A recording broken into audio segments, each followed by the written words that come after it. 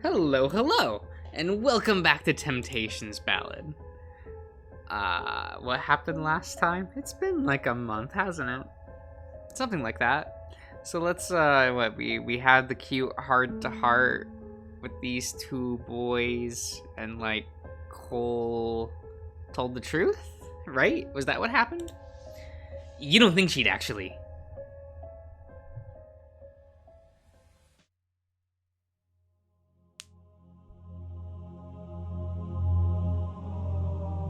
Artemi's metal boots clanked against the cold marble floor of the Grand Cathedral as she stepped through the main hall. The building always felt, ominous and ominously empty and cold at the same time, at this time of night. Artemi shivered and quickly made her way towards her mother's office. Her Excellency had requested a report of the day's events, and it would be unwise to make her wait.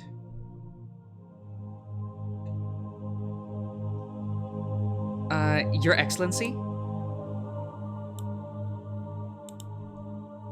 Artemi pokes her head into the Grand Bishop's office and found the room dark and vacant.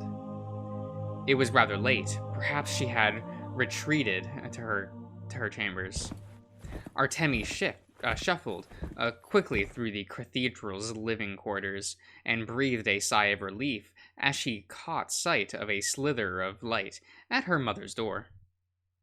This dark area of the cathedral was rather unfamiliar to her. Artemi's own room was situated in an isolated corner of the building, and she rarely had a reason to visit her mother's chambers. She gulped and raised a nervous hand to a knock, but as she did, a passing draft pushed open the door a tiny smidge. Without thinking, Artemi peered through the small crack. Her body immediately seized up with a jolt. Her chest lurched painfully at the sight. The Grand Bishop was in the state of undress, with her back towards the door. Where her billowing robes once concealed, angry scars danced across her exposed skin like spirals of lightning. Despite the almost decade that had passed, Mother's scars were still as red as the day she was wounded. Unaware of Artemi's presence, the bishop gingerly spread a medical salve? Okay. Across her abdomen, wincing at the slightest touch. A guilt stabbed through Artemi's chest like a knife. It had been years.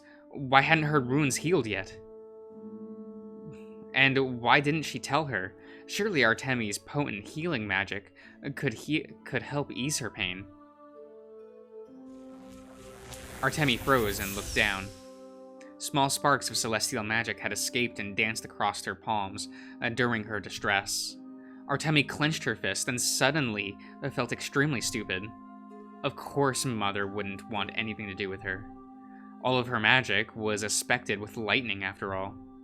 The process of healing her with such magic would probably be distressing, to say the least.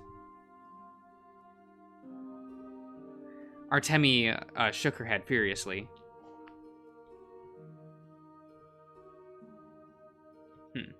Clearing her throat, a solid knock. Your Excellency, I have come to give my report on the day's events. There was a pause. After a beat, her mother's bitter voice hissed through the door.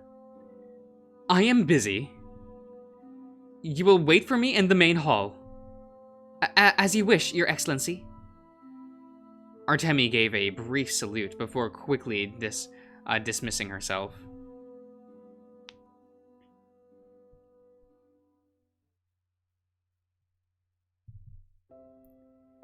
My, Artemi. Why the long face? I was hoping you'd be less violently grim, now that, you've escaped your mother's grasp. Huh? Artemi yelped as Grunk ruffled her hair with a grin. Knight Commander, what are you doing here? Well, it appears that the festival exploded this afternoon, and I was charged with cleaning up the mess. Speaking of which, here, I grabbed you some snacks from the food hall stalls. Oh, Commander, you shouldn't have. Think nothing of it. They were all on discount. Careful while you're chewing, though. There might still be some debris in the cookies. Artemi brushed the stray flecks of... Yeah, flecks? Okay, of gravel out of the box of snacks, her heart sinking. I don't suppose things are faring well after the attack. Some night I am. It's my duty to protect the people. Ah, I did not realize you were personally responsible for every disaster in the city. Artemi yelped at the commander's enormous hand, clapped her on the back. You've only been out in the world for a few days. Be kinder to yourself. And it's festival season. You should be celebrating. Go have a few drinks with your mates and publicly humiliate some foppy nobles at the jousting tournament while you're at it. Oh, Commander, don't even speak of that. I ruined the whole event.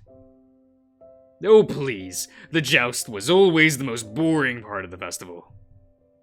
I tired of watching really noble children knock each other off their horses with glorified sticks.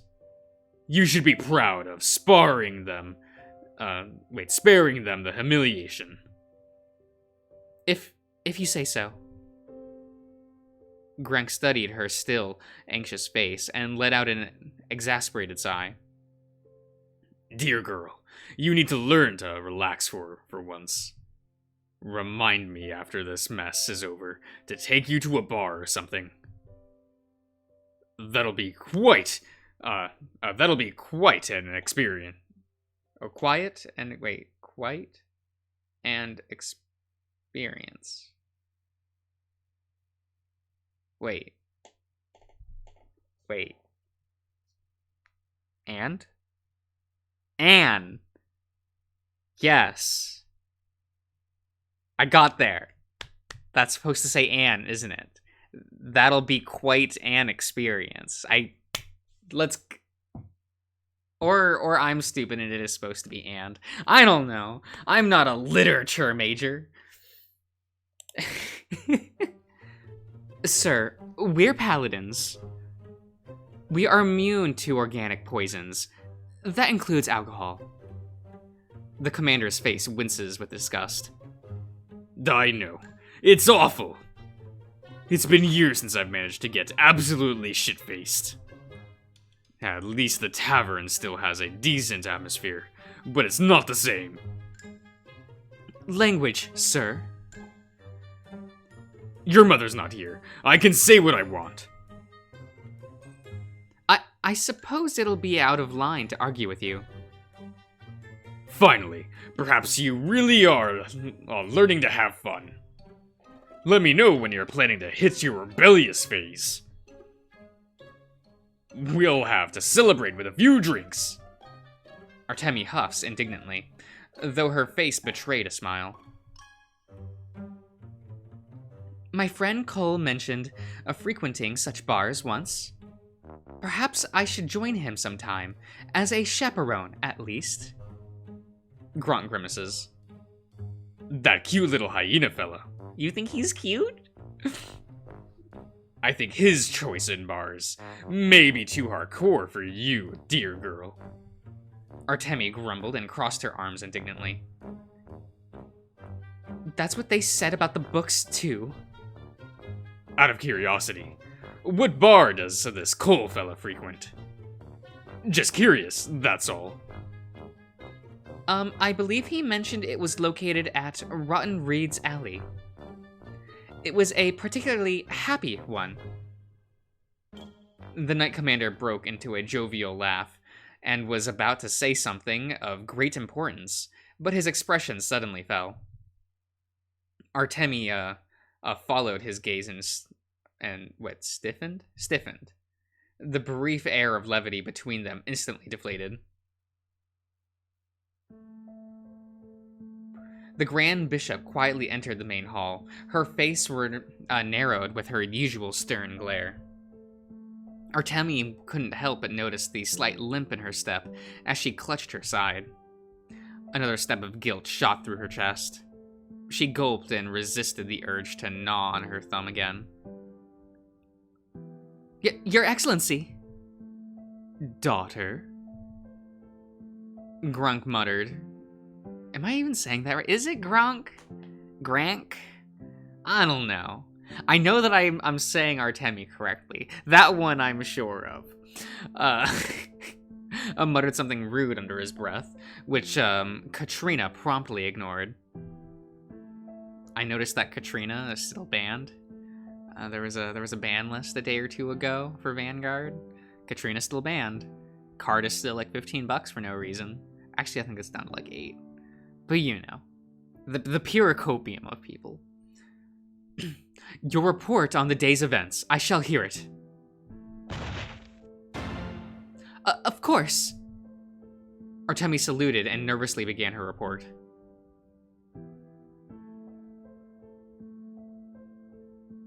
A low pause weighed over the main hall as Artemi finished recounting the day's events.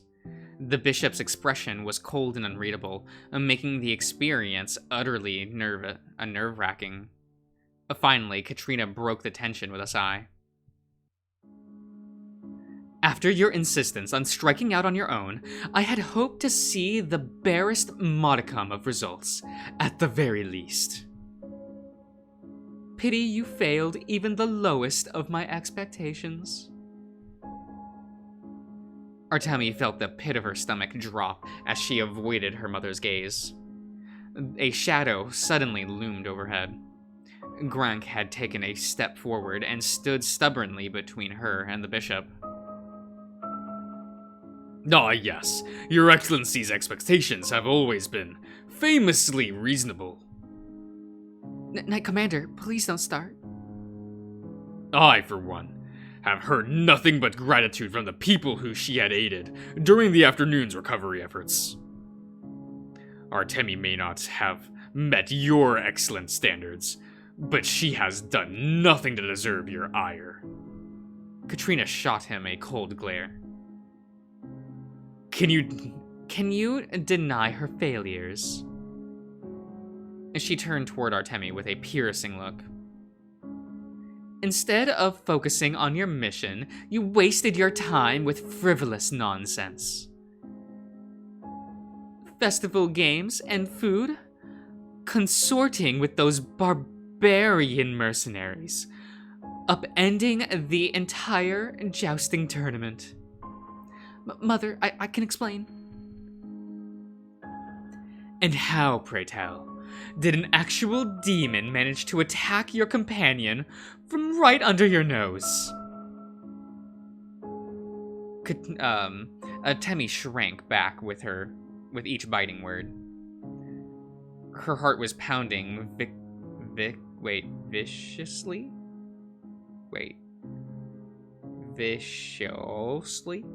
against her chest, and she struggled to think of something to say. Grunk growled and waved his hand dismissively.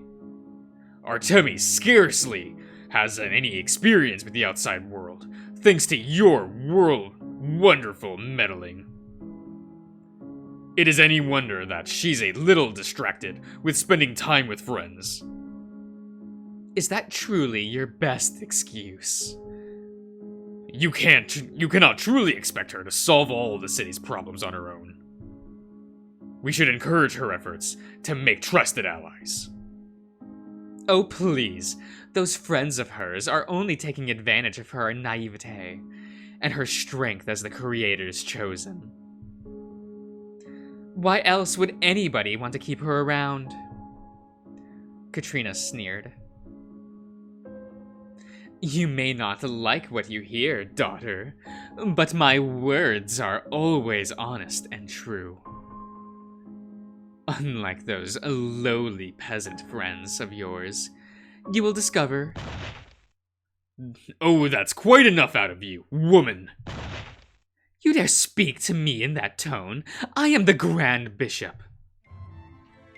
Gronk and the bishop descended into a heated, spitting argument, their voices echoing harshly against the hall's empty walls. Artemi shrank back, anxiously gnawing at her glove thumb as she tries to calm her pounding heartbeat. Her heart throbbed with a dizzying pain against the shouting voices. She wanted to ask them to just stop fighting, but it was all she could do to keep her breath steady. Instead of throwing your authority around at every waking moment, you could try to do something useful for once. I have an entire church to organize, and unlike you, I do not have the leisure of freely spoiling this useless child. The church will have a competent chosen. If this child is unable to fulfill that role, we will find one more fitting. A deathly glare shrouded Gronk's face as he took a step forward, his massive shadow looming over the bishop. No need to dance around this word, Your Excellency. You intend to kill her. How very motherly of you. The bishop glared right back, utterly unflinching. You of all people have no right to judge my methods, Gronk Stornborn. Everything I do is in the name of our Creator, and the greater good. You, on the other hand, do not have that excuse. Or have you forgotten your own misdeeds? Silence fell over the cathedral. Artemi looked up, confusion swimming through her throbbing headache. Your misdeeds? The Grand Bishop let out a cruel laugh that echoed through the empty hall. My dear daughter, do you mean to tell me you don't know? It is all an open secret within the church. I did promise you my honesty. Let me tell you one of the filth that your dear Knight Commander has concealed from you. Gronk's low growl shook low, reverberating through her chest as he glared at the bishop with an intensity Artemi had never seen. You will choose your next words very carefully, woman. Katrina's smile only widened as she sneered. See this, daughter? See how these lowlives try to withhold the truth from you? Ever your Knight Commander, who you so dearly admire, refuses to be wholly honest. As I said before, you may not like my methods, but I will always be true to you.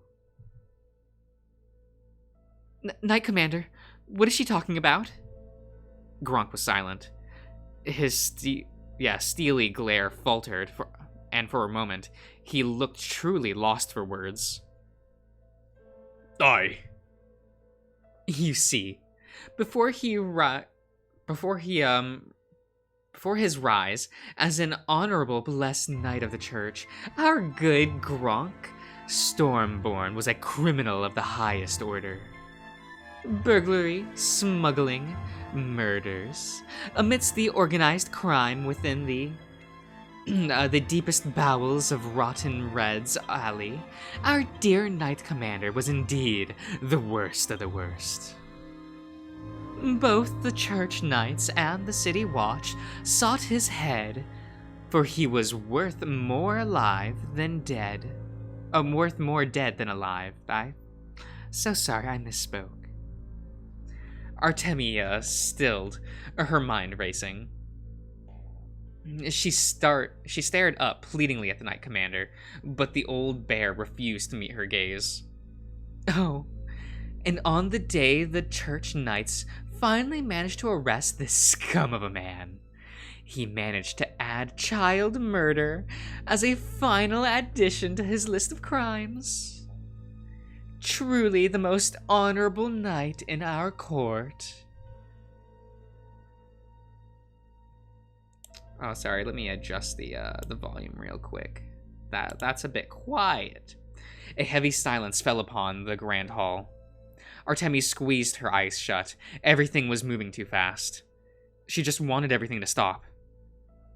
Gronk took a step forward, towering over the bishop with broiling fury. Horrid wench! Will you not be satisfied until you've torn down everything you can reach with your grubby little claws? What is the matter, Commander? Have your sins finally caught up with you? Please stop. That's rich. I look forward to the day where you finally reap what you've sown. Grand Bishop. I'm afraid you will be dead and buried far before that time comes, Stormborn. You overstep your bounds. Watch yourself. You may be Roderick's personal lapdog, but I hold the leash. Best watch your back. A leash can be pulled from either end. Is that so? Please. Something snapped. Artemi clamped her eyes shut, a torrent of lightning swarming around her as she let out a ragged cry. Please, just stop fighting. Branches upon branches of lightning pours from her trembling figure like an isolated storm. The acrid smell of ozone filled the air. I don't even know what the fuck does that mean? Sparks of celestial magic cutting across the hall is blinding streaks. It was all Artemi could do to keep her breath steady as her mind spun in agonized circles. The bishop's response was immediate. Her mother's hands shot up, and Artemi felt herself being violently thrown back by a blast of force. Her back clashed against the cathedral's wall with a deafening crack, the stone fracturing from the impact.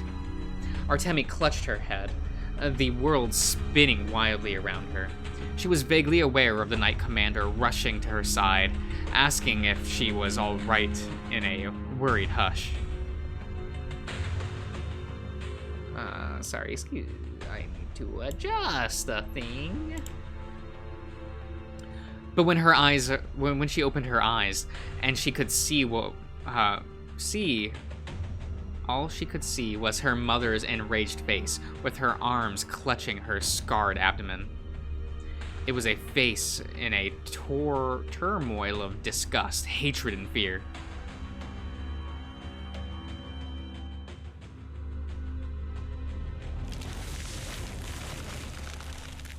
Get out! Get out! Foul child, what must I do to be rid of you? Mother, Out! Artemi's heart clenched. She staggered onto her feet and fled the church as fast as her legs could take her.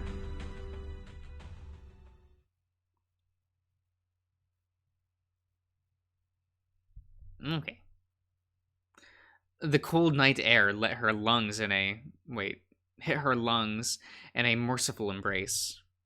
Artemi fell to her knees as the Grand Cathedral's doors slammed shut behind her, a heart hammering against her chest as she struggled to see straight. Too much was happening all at once.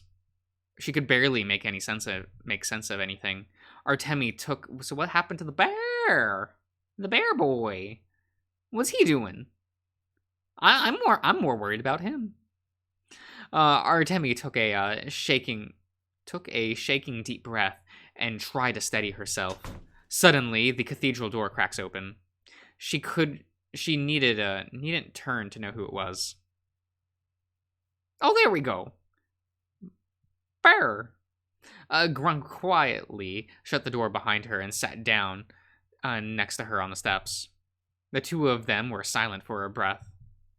Artemi almost could feel his concerned gaze, even as she hung her head low. After a moment, she finally spoke. Was Was what Mother spoke of true? Yes. As she said, it's a bit of an open secret within the church. Even the child murder? Who hasn't murdered a child or two? Gronk was stone-faced in silence. On the day of my arrest, the church knights quartered me in an alleyway where street urchins frequented. There were casualties. Artemi paused, eyes trained on the marbled steps on her feet. Why did you never tell me? Gronk sighed. Throughout most of my life, I've done little of worth. Even after being elevated to the rank of Knight Commander, I've been little more than a puppet on strings. Everything I've done since was dictated by either the church or the royal family. Even my rank of Knight Commander was chosen for me. There was no choice for me to make. I walked every step as ordered, with little thought or feeling. The old bear's eyes softened. But you, my dear pupil, you are one of the few things I feel privileged to have in my life. The way you always looked up to me, with such undeserved admiration. I suppose I want to avoid disappointing you for as long as I could. I see. Artemi. Gronk took a deep breath, weighing his words with care. He reached down and gently grasped Artemi's hand in his own. Now that you have escaped your mother's reign, you will discover things about yourself and those around you that will prove trying. But I want you to know, throughout all of the secrets of the deception, my love for you as your mentor was always true. I have always been proud of being part of your life. Always. Artemi stared at his hand for several moments before quietly shaking him off. Thank you. Your words mean a lot, truly. But I'm not sure what to really believe anymore. A low chuckle escapes the bear's throat. A reasonable sentiment. Perhaps it's best you spend the night away from the cathedral to clear your head. I'm sure your new friends will be happy to have you. Yes, I think that would be for the best. I wish you well, Artemi. The Knight Commander gave her one last warm nod before returning inside the cathedral. The rumbling thud of the stone door had never felt so heavy. Artemi found herself alone at the marble steps of the Grand Cathedral, staring out into the cold, dark night. The realization that she was utterly lost and alone felt like an abrupt knife wound to the chest. She slowly picked herself up with a shaking leg and stumbled down the cobblestone path. Chosen One. Just who I wanted to see. I'm glad I could catch you before the day's end. Huh? Artemi blinked at a familiar figure, quietly swooping out of the night sky. Agatha! Agatha's wings fluttered as she landed lightly on her feet. The old bat grin fell into a look of concern as she caught sight of Artemi's face. Oh dear. What happened? You look awful. Enchanter Agatha! What are you doing here at this time of night? Oh, well, The Enchanter cleared her throat awkwardly.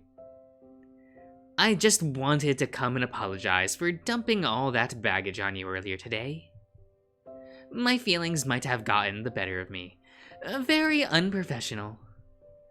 You have enough on your shoulders already, and it was rather unbecoming of me to add yet more out of the blue. I hope what I said did not bother you too much. The old bat paused and adjusted her glasses. Are you okay, Artemi? Because frankly, you look like shit. Artemi sniffed and tried to hide the ragged red circles around her eyes. I may have gotten into an argument with Her Excellency. Ah, Katrina, was it? We used to be colleagues while I worked under King Roderick. Did plenty of celestial research together for the church. She was always that. Wait, she was always that guy in our group projects. Whatever she said to you, I advise you pay it no mind. Heavens knows I never did. Artemi shook her head firmly. No, I'm afraid the fault lies squarely on my shoulders. The conversation got a little heated, and in my agitation, I lost control of my magic. Her Excellency was rightfully concerned and asked me to leave. Agatha's eyes narrowed. Lost control of your magic? There's usually a sign of some sort of internal imbalance. Wait, she makes her own kid call her Her Excellency? Creator's sagging tits, Katrina. Get your head out of your ass. Oh, sorry, where was I? Is that an I with a lowercase I? Spectacular, I love it. I'm gonna start doing that. Has this happened before? This is the sort of thing you'd want to talk about your healer. Wait, to talk to your healer about. I'm afraid my medical instructor, Sir Theomore, is away on a mission at the moment. Theomore, that medic wolf who never shuts up. Well, that's a bit harsh.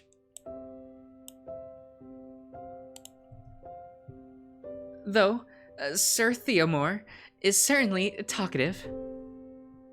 My dear, that's just a polite way of saying he never shuts up. The old bat scratches her chin thoughtfully as she looked Artemi up and down. If you would like, I could give you a small arcane checkup and see where these bursts of magic are originating from. Oh, truly? Are you certain? I wouldn't want to impose. Though, it'd be rather worrisome if I lost control of myself again at an impromptu moment. Oh, it's no trouble at all. As an arcane researcher, studying life magic, I'm certain it is within my ability to help you. And I've always wanted to see how the creator's chosen's magic. That's a lot of. What's that mark? The thing between the word and the S. That's that thing. That's like 2 in a row. I always hate when that happens. How is that pronounced? It's not a quotation. It's a. Huh. I don't know why I'm doing this with my arms. This works great on an audio only thing. But it's fine. It's, the thing. The thing above, in between the S. I wanted to say ampersand for some reason, but that's fucking not what it is. Yeah, we do it. Magic works. I assure you, this is a mutually beneficial arrangement. Agatha smiled and gently grasped Artemi's hand. The bat's usually cheeky tone shifted to a more professional inflection. Now, I want you to understand that this procedure involves probing through deeply into your magical core.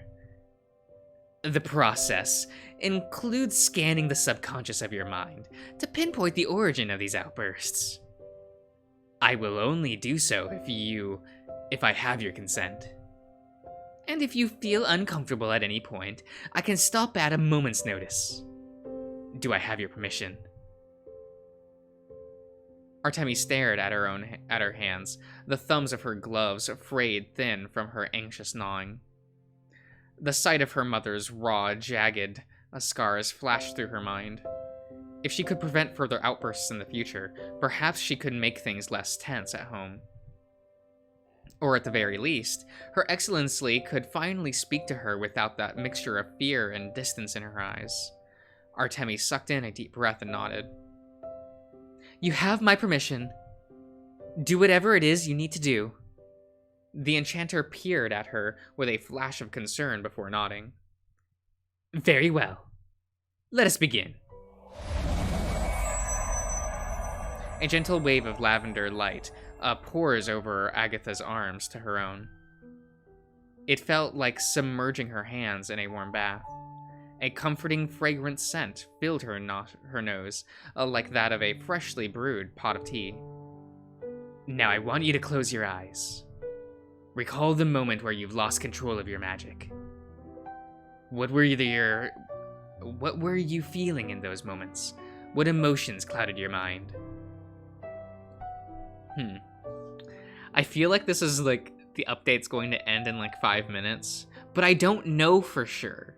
So let's end it here, and because this video is getting long, and be punished when I next record and it's 2 minutes long. Anyway, I will see you all around.